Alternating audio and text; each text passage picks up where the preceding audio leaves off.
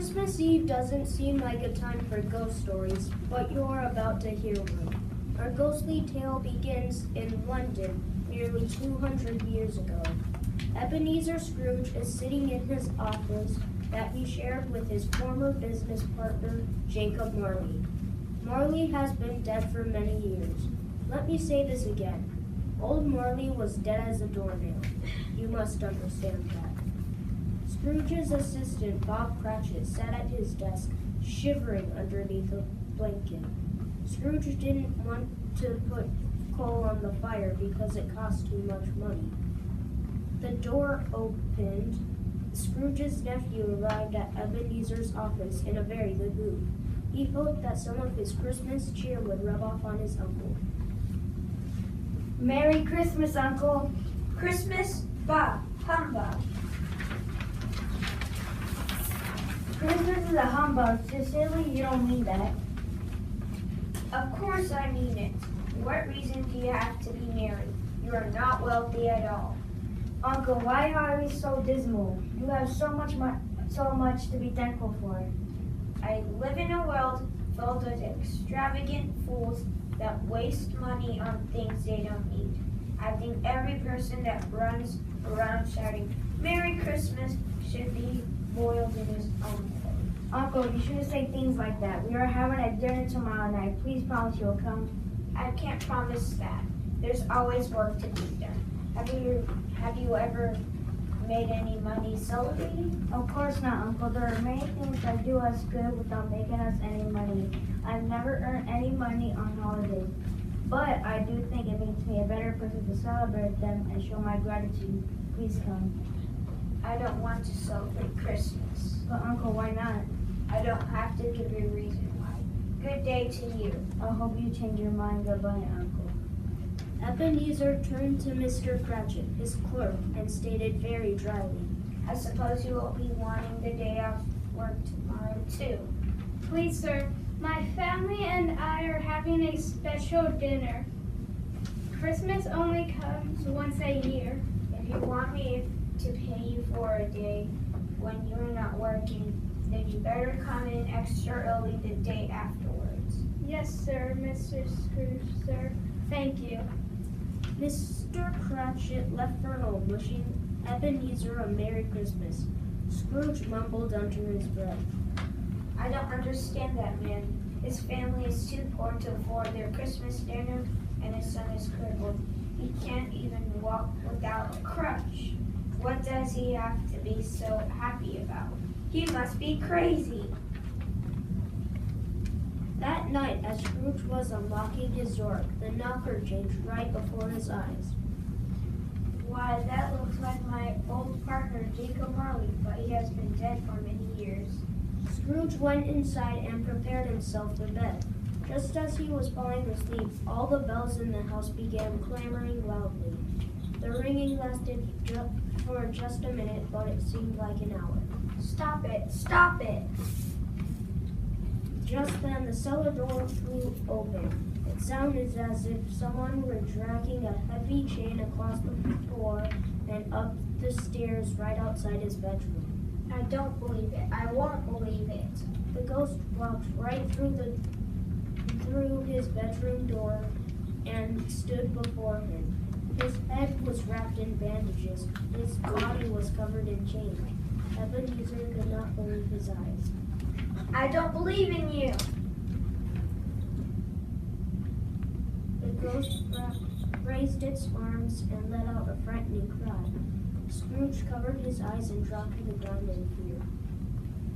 Have mercy on me, dreadful spirit. What do you want from me? Many things. I am the ghost of your dead partner, Jacob Marley.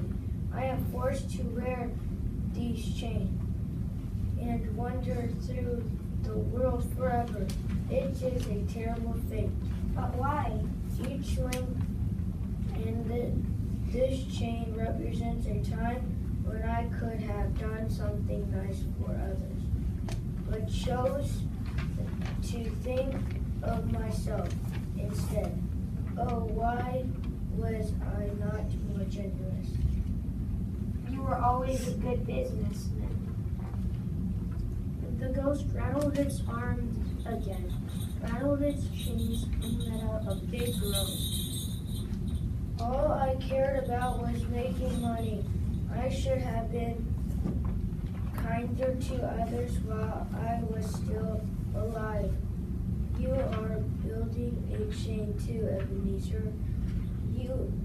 And it is already much longer than mine. Can I change my fate?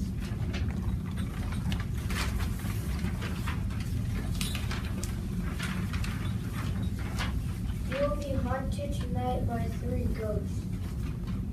I think I'd rather not. Without their visits, there is no hope for you, Ebenezer. You will be doomed to the same fate as I. But Except the first when the clock strikes 1 this very morning, 2 more will follow. Listen to what each ghost has told you. Ebenezer, it is your only hope. And just like that, Marley was gone. Oh. Scrooge awoke to find the first ghost standing beside him. The ghost was small like a child, but had long white hair that flowed down its back like an old man. It was dressed in a gown of the purest white and held a sprig of holly in its hand. are you the first ghost that Marley told me about? I am. Who are you? What are you? I am the ghost of Christmas past, raised by Ebenezer and walk with me. The ghost made its way towards the window. Ebenezer was afraid. I'm a human and I am soul. Touch my hand and you will be fine. They traveled magically and found themselves standing on a country road surrounded by fields of snow. Do you know this place? Know this place? I was raised here. I used to play in these fields as a boy. The ghost noticed that Scrooge had a tear upon its cheek. Walk with me. They walked until they came to an old schoolhouse. It looked vacant from the outside.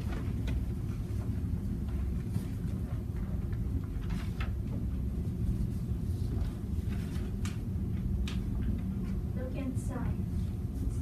Let's look inside. Someone has been living. Scrooge saw himself as a small boy sitting by the fire all alone. He let out a sob. Take me away from here. They continued walking. This time they stopped at a large warehouse. Scrooge got excited. Why, this is where I had my first job. There's old Fezziwig himself. He was a great man. That's me standing next to him. I was just a young man. There shall be no work tonight, everyone. It's Christmas Eve. The room began to instantly transform into a bright ballroom celebration, complete with food, live music, and dancing. Who was it that you were dancing with? Scrooge sighed. That was Belle. Wasn't she beautiful? We were in love. She wanted to marry me, but I told her I wanted to focus on making money first. She didn't understand. She left. Scrooge covered his face with his hands. Do you like torturing me? Please, I wish to see no more. Leave me. Take me back. Stop haunting me. The ghost took him back to the bedroom and then disappeared.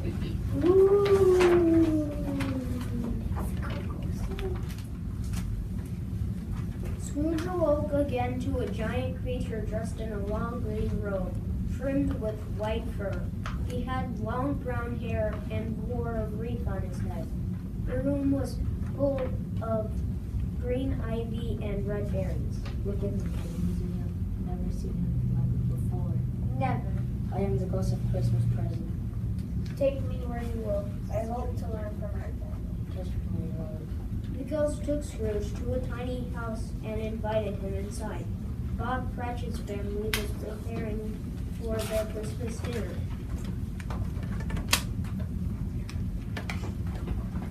I'll make the gravy. I'll mash the potatoes. I'll make the applesauce.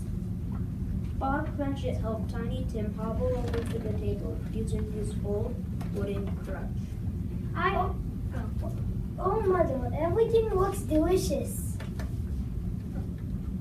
I have never seen a goose so giant.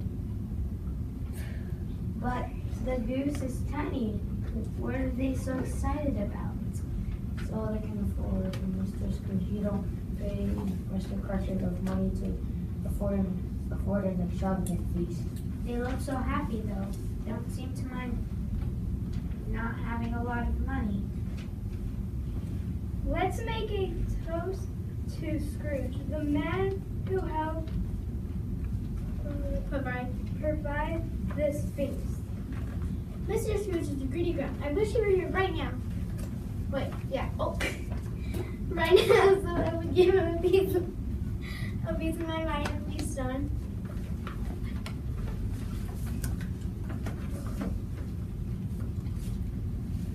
My dear wife, please don't be bitter. It's Christmas. Well, fine then. I will test it up, but only because it is Christmas. May we have a long, happy life. Merry Christmas! And God blesses everyone. Tony Spirit, I know Tiny Tim is unhealthy. Will he live? I see an empty seat at the table next Christmas. I see an unused crutch propped against the fireplace. Oh no, please say I can do something to change this.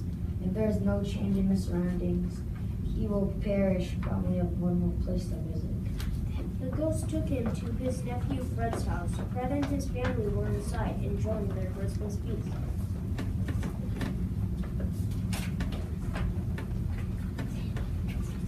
I invited Uncle Scrooge to dinner tonight, but I doubt he will come. He called Christmas a humbug. Can you believe that? Shame on him, Fred. I have no patience for him. Oh no, I do. I feel sorry for him. I couldn't be angry at him if I tried. He is only hurting himself. Come on, let's play a game of yes and no. I don't think of an animal. This animal is very grumpy to me. It growls and grunts as it walks the streets of London. Is it a pig? No, haha. Is it a bear? No, haha. I think I know what it is. It is your uncle. Is it your Uncle Scrooge? You guessed it, me. He had a Merry Christmas wherever he is. And with that, the ghost was gone. Ooh. The third ghost looked like a phantom, cloaked in black. It glided towards Scrooge slowly and silently. Scrooge could not see its face. It looked very frightened. Are you the ghost of Christmas yet to come? The ghost did not answer. It just pointed its bony finger into the darkness. Spirit, you find me more than the others. I hope to learn from you. I want to become a new man. Please show me what I need to see. Won't you speak to me? The spirit took Scrooge to a cemetery where a grave had been dug. When did he die? Last week. I believe he was a very rich man. He was, but that money means nothing to him now. I feel sorry for him. You're right. He doesn't have a single friend to care that he's gone. But just think the money he saved by having such a cheap funeral. Ta. The phantom pointed to the tombstone. Scrooge had a sinking feeling in his stomach. He trembled as he looked upon the tombstone and read the words, Ebenezer Scrooge. No, Spirit, no. I want to erase my name from the stone. I promise I'll honor Christmas in my heart and keep its spirit alive all year long. I'll live with the past, present, and future in mind. I will not forget these lessons you have taught me. And with that, Scrooge was back in his bed. Scrooge awoke the next morning, feeling excited. He was so happy to see daylight. I'll live in the past, present, and future. I'll keep the spirit of these three alive within me. Scrooge ran to the window and called to a young boy that was passing by.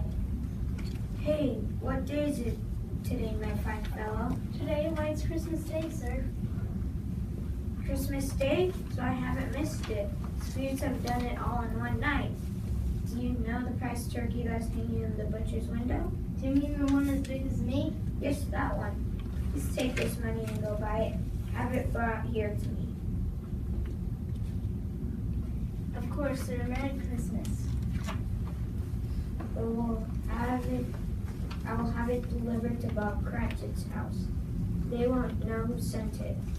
They will be so surprised, and then I must join my nephew for dinner.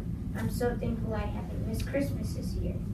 Scrooge spent the rest of the whole day celebrating. Scrooge arrived at his office early the next morning. He wanted to catch Bob Cratchit arriving late to play a joke on him.